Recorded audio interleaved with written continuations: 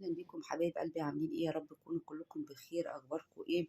النهارده عايزين نعرف حبيبك هيتنازل عن كبريائه وغروره وهيرجع ليك وهيرجع يكلمك ولا لا؟ دي النهارده القرايه بتاعتنا والفيديو بتاعنا. يلا بينا كده. معانا قرايتين، معانا مجموعتين، المجموعه الاولى والمجموعه الثانيه. حط طاقتك على المجموعه الاولى او المجموعه الثانيه حسب ما طاقتك تروح. معانا الحجر الاول والحجر الثاني والحروف طبعا موجوده. يلا بينا. ادي الحجر الاول، عسلي كده، حلو قوي، طاقته جميله، برضو طاقته حلوه جدا. الحروف اللي معانا: الف ت خ ص ك ش ف ه ي ه ر ط م ز عين.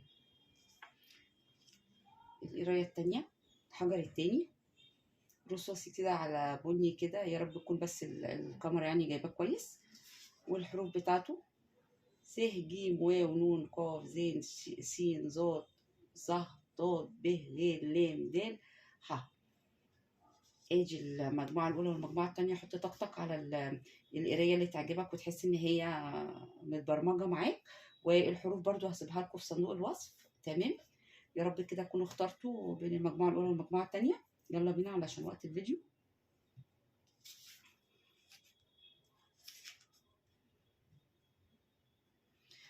حبيبك هيتنازل عن كبريائه ويرجع يكلمك، ولا غروره لسه واخده مش هيتنازل يعني، وهيبقى شخص كويس كده معانا؟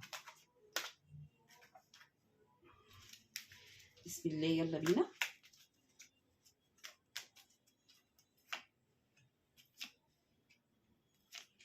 عايزين نشوف غروره ايه يعني، موديه لحد فين معانا. هو مغرور ومتكبر، هو بيعترف لنا، بيقول لنا ده انا كنت متهور على طول في العلاقه معاك وكنت على طول مبوظ العلاقه. هو اعترف يعني، هو الصراحه ما كذبش يعني، كان صريح قوي معايا.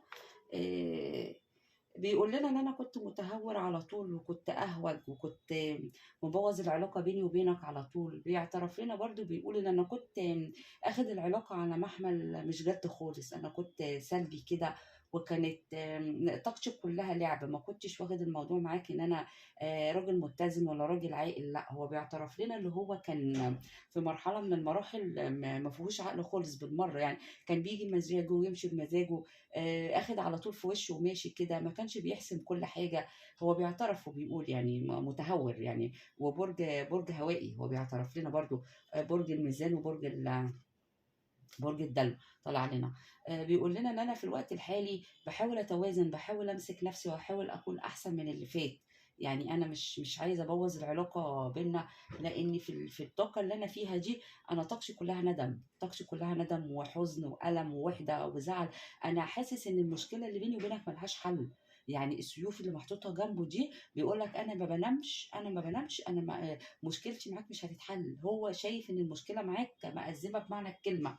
هو هيتنازل عن كبريائه، هيتنازل، هو فعلا خلاص جاي. بيقول لك انا جاي لك يعني. ده برضو كارت ان هو عايز يرجع يتكلم معاك، بس هو بيقول لك ان انا شخص ميت.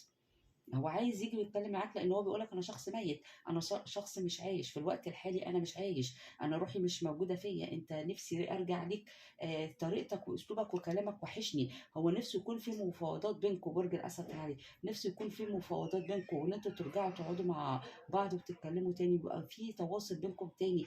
بدل البعد والالم والحسره اللي هو فيها دي. ده بصي هنا بيتألم، شخص بيتألم. شخص ندمان على كاسات الحب اللي ضاعت. بص كاسات الحب اللي قدامه اللي كلها هي فعلا مرميه على الارض. بس بصوا في كاسين وراه، كاسين اللي وراه دولت لسه مليانين حب. يعني ممكن الحب اللي بينكم يرجع تاني والدنيا ترجع والامور ترجع لمجاريها. بس هو مش شايف الكاسين، هو واقف وعاطي ظهر للكاسين، مش مركز. حزين على اللي عمله، حزين على ان هو اللي مشى، هو خرب العلاقه. هو بيعترف لنا ان هو بوظ العلاقه. هو بيعترف لنا ان هو ميت، ميت ونفسه يطلع للحياة. بيقول لك انا عايز ارجع للنور تاني وللحياة تاني وللدنيا تاني. كفاية بعد بقى وكفاية ألم وكفاية حسرة وكفاية ألم. انا سايبه الكروت الحلوة للآخر على فكرة، عايزة اختم بيها يعني. بيقول لك انت ست جميلة وست ما ينفعش ان انا اسيبك وابعد عنك، انا عارف ان انت مالكة، انت ما ينفعش تقارني بحد. بيقول لك انت اجمل ست في الكون هو قابلها، واحلى ست في الكون هو قابلها. بيقول لك انت ست شيك جدا وجميلة جدا، ما يعني ما ست بقى عارفه قيمه نفسك قوي، ست تقيله جميله جميله، هو بيمدحك هنا في الكارت ده، عمال يمدح فيكي. يعني لو غروره هيتكسر، غروره هيتكسر ويجي. ليه بقى؟ لانه بيحبك حب قوي قوي، عارف ان انت معاكي العوامل الجميله كلها اللي تخليه عايش ملك. هو بيعترف لنا، يعني طاقته جميله جدا، طاقته سهله قوي. بيعترف لنا بيقول لك ان انا غروري هيتكسر، غروري كله هيتكسر، وهاجي وارجع، لان انا مش عارف اعيش من غيرك. يعني هو الصراحه بيعترف لنا، وطاقته سهله قوي قوي بالنسبه لي. فغروره، الاجابه على السؤال، غروره هيتكسر، هيرجع يقول لك حقك عليا، انا اسف. هيرجع لك، مفيش خلاص. يعني انا شايفه ان طاقه العند وطاقه الغرور والحاجه والطاقه اللي كانت موجوده دي كلها، هو بيعترف لنا بيقول ان انا اللي بوظت الدنيا. انا كنت همجي، وكنت قرعن كده، وكنت على طول اخد في وشي وماشي كده، ومش مش حاسب، ما بحسبش اي حاجه، ما بحسبش اي امور، لحد ما بوظت الدنيا وبقيت عندي طاقه الندم اللي انا موجود فيها. ومتحسر ما بنامش بالليل. بقول لك ما بنامش بالليل. فيعني طاقه الندم كمان موجوده، بتشرح نفسها، ندمان على الحب اللي هو اهدره، على الحب اللي هو خلاه ضاع كده وسابه. فهو خلاص طاقه الطاقه اللي كان عايش فيها قبل كده، طاقه الغرور والتكبر دي، لا خلاص انا مش شايفاها خالص. بالعكس انا شايفه ندم وحسره وحزن، يعني مخيم عليه جدا في الفتره ديت، وتعبه نفسيا جدا. واللي برضو حابب يعرف كل تفاصيل عنه اكتر من كده، يتواصل معايا من داخل مصر على 015 54 66 0065، ومن خارج مصر 0020155546600065 لحجز القراءات الخاصة المدفوعة طبعا. واحنا نعرف كل حاجة عنه ونهكر طاقته أكتر من كده. يلا بينا على المجموعة التانية والقراية التانية، اللي اختاروا الحجر ده واللي اختاروا الحروف دي. يلا بينا. بسم الله الرحمن الرحيم.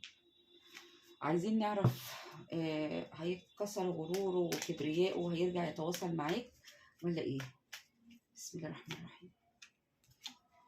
هو شايل هم العلاقة على فكرة، ومتعلق بيك لسه. يعني هو مش بيراقبك كتير، مش عارف يبعد. برضو هنا في برج، بصي برج المراقبة اتكرر كتير ازاي، يعني شغال عليك برج المراقبة. الله ينور، يعني زي ما بيقولوا كده. بسم الله الرحمن الرحيم. يلا بينا. متعلق بيك قوي، متعلق في العلاقه معاك قوي، متعلق جدا، مش عايز يسيبك، مش قادر يبعد عنك، بيفكر فيك ليل ونهار. شوف عليك على فكره. بس خليني لما اجيب الكارت بتاعنا بحب اشرح الكروت واحده واحده.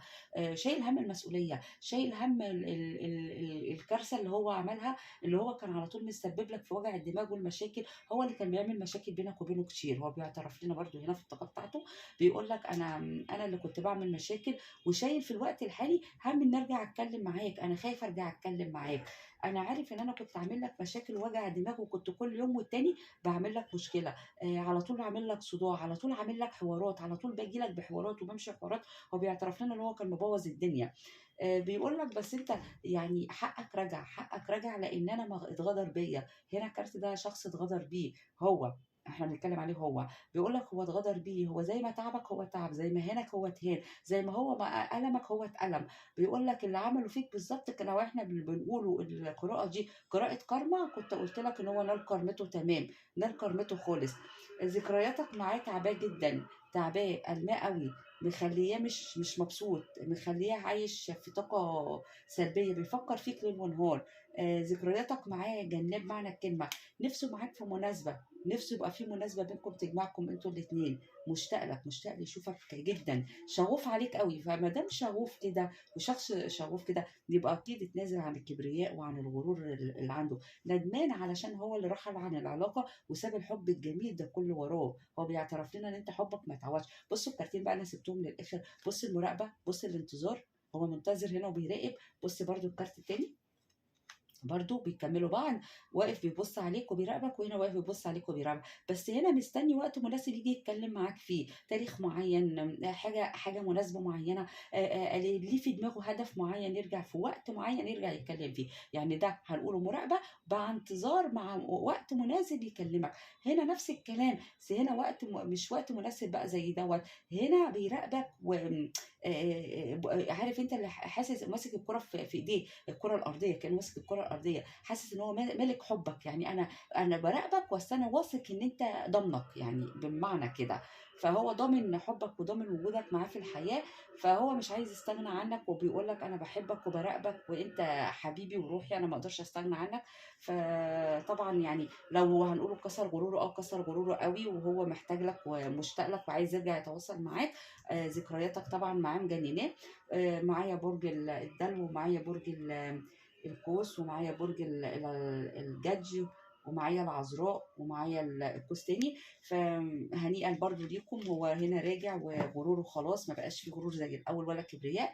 الجواب باين من عنوانه. واللي حابب يهكر طاقته اكتر من كده ويعرف تفاصيله اكتر من كده، يتواصل معايا من داخل مصر على 015 5466 0065، ومن خارج مصر 00210155466 0065 لحجز القراءات الخاصة. واشوفكم على خير، وسلام عليكم.